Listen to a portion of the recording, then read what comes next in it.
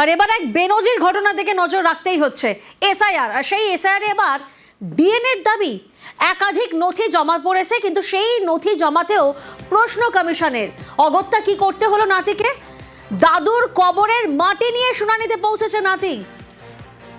সেবক প্রতিনিধি আমাদের সঙ্গে রয়েছেন, সরাসরি সেবকের কাছে যাব। সেবক, সত্যি এক বেনজির ঘটনা বললে বোধহয় কম হবে না, যেখানে কবরের মাটি নিয়ে পৌঁছতে হয়েছে নাতিকে। মানে নথিও কোনো কাজ করেনি, কি ঘটনা?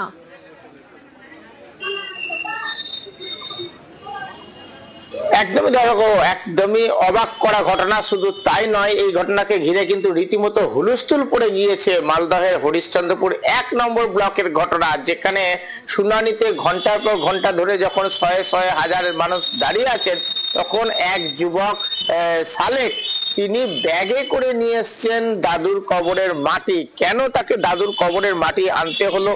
তিনি ব্যাগ খুলে যখন সবাইকে দেখান যে এই যে নিয়ে এসেছি দাদুর কবরের মাটি, তখন স্বাভাবিকভাবেই হইচই হুলস্থুল পড়ে যায়। তিনি দাবি করছেন, এই যুবক সালেক তিনি হরিশ্চন্দ্রপুরের ওয়ারি দৌলতপুরের বাসিন্দা।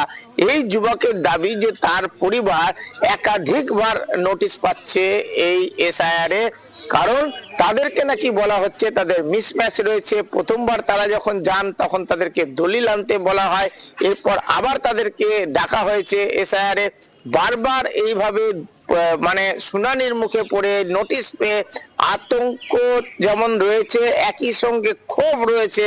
আর এই জন্যই তিনি বলছেন যে আমার বাবা, আমার দাদু, আমরা বংশ পরম্পরায় এখানকার বাসিন্দা।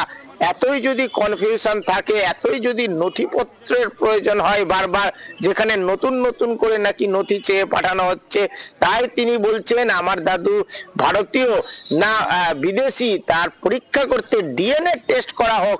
আর এই কারণেই তার যুক্তি, তিনি কবরের মাটি নিয়ে এসেছেন, যা পরীক্ষা করে দেখা হোক দিয়ে তিনি সত্যিকারেই।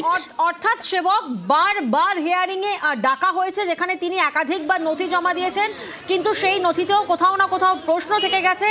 বংশধর কিনা যাচাই করার জন্যই ডিএনএ পরীক্ষার দাবি করছেন এই যুবক। অর্থাৎ ক্ষোভ থেকেই, ক্ষোভের বহিঃপ্রকাশই যে তিনি দাদুর কবরের মাটি নিয়ে পৌঁছে গিয়েছেন।